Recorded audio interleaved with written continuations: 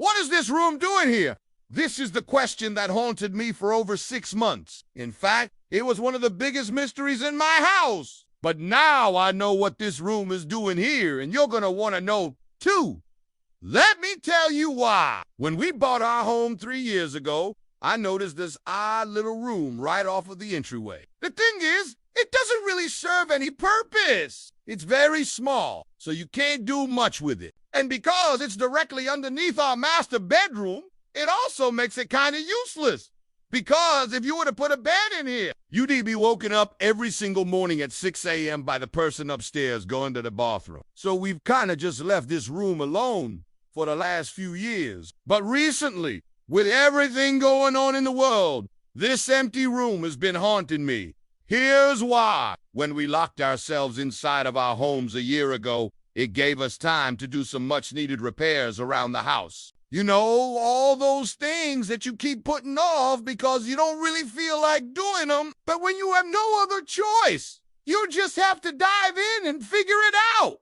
Well, one of these projects was painting all of our trim, all of our doors, all of our baseboards, all of our windowsills, everything. We painted it all white and it looked so good. I felt so accomplished. But then something strange started happening. As the weeks went on, more and more doors started showing signs of wear and tear. I would come into a room and notice a scuff mark or a dent in the door. Now, if you've ever painted a door before, you know that once you get paint on the actual wood, it's very difficult to get off. So I tried a few different things, but nothing seemed to work. And this is when I decided that I had enough. I needed to find out what was going on. So I installed a camera in this room right here to see what was happening. And this is where things get strange. Every single day for about 2 weeks, I would log into the camera to see what was happening. And it was always the same thing.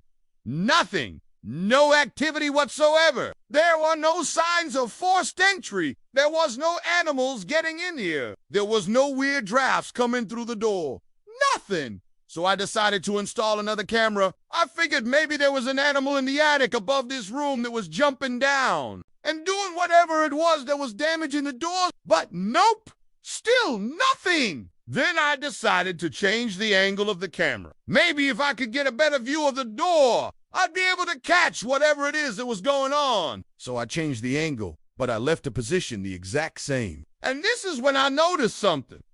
There was a gap between the door and the wall. It wasn't very big, but it was definitely there. Now, I'm not gonna lie. I was pretty frustrated at this point. I couldn't believe that something so simple was evading me. So I decided to take matters into my own hands. I grabbed a broom and I wedged it into the crack. And then I came back the next day to check the footage and it worked. I finally caught whatever it is that was damaging my doors. And you won't believe what I found. It was our dog. Every single night she would come in here and push her way through the door to go outside. Now, you might be thinking, how did you not notice this before? And to that I say, I have no idea. The funny thing is, she never goes anywhere else in the house at night. She sleeps right next to our bed every single night. So I'm not sure why she would start going on nightly adventures now. But either way, I figured out a way to stop her. So I went to the store and picked up a pack of door draft stoppers. These things are basically like tubes filled with sand that you stick at the bottom of a door to keep cold or hot air from coming in during the winter, and it works perfectly. Not only did it fix my problem, but I think our dog likes it too. Now she sleeps soundly knowing that her nightly adventures will have to wait until morning. Okay, let's rewind a little bit because I think I missed something. Okay, so I told you guys why I started investigating in the first place. But I never actually explained why I think this room is haunted. So let me explain. This is the original floor plan of our home. And you'll notice something very interesting. What is now our office used to be a closet. But that's not important right now. What is important is the fact that this stair landing used to extend all the way across the house. In fact, there were stairs here and here, which made it very easy to get upstairs. However, when the owners of this house built their addition, They kept the original staircase and added a second one in the kitchen. And this is where things get a little bit strange. After talking to the previous owners, they said that they removed the original staircase themselves after they purchased the house. However, when we tore up the carpet in this room, we found these nails. These nails are very old, probably older than the house itself. So this brings up a lot of questions. Did the previous owners lie to us about removing the stairs? Is it possible that these stairs are still in the house somewhere? Or is there some other explanation for these nails? Well,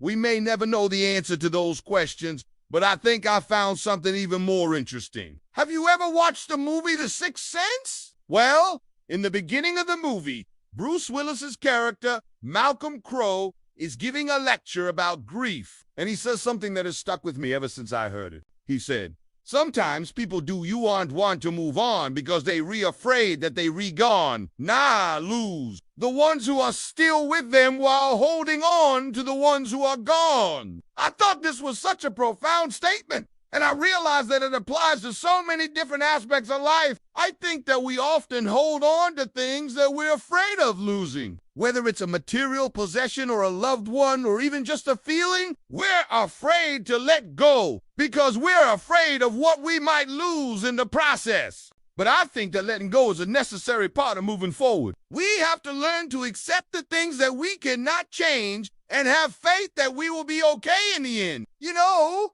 I often talk about how important it is to make room for new things in our lives, whether that be physically in our homes or emotionally in our hearts. We have to be willing to let go of the old in order to make room for the new. And I think that this is something that we can all strive to do a little bit better. I think that one of the most difficult things that we can ever do is let go of someone that we love. And it's even harder when that person doesn't want to let go. I've seen firsthand how painful it can be when someone that you love is struggling to let go. You want to be there for them, but you don't know what to do. All you can do is be patient and supportive and hope that they will eventually come around. I think that this is something that we can all relate to in some way. We've lost someone or something that we didn't want to, and we understand the pain that comes along with that. But I also think that we can find comfort in knowing that we're not alone in this.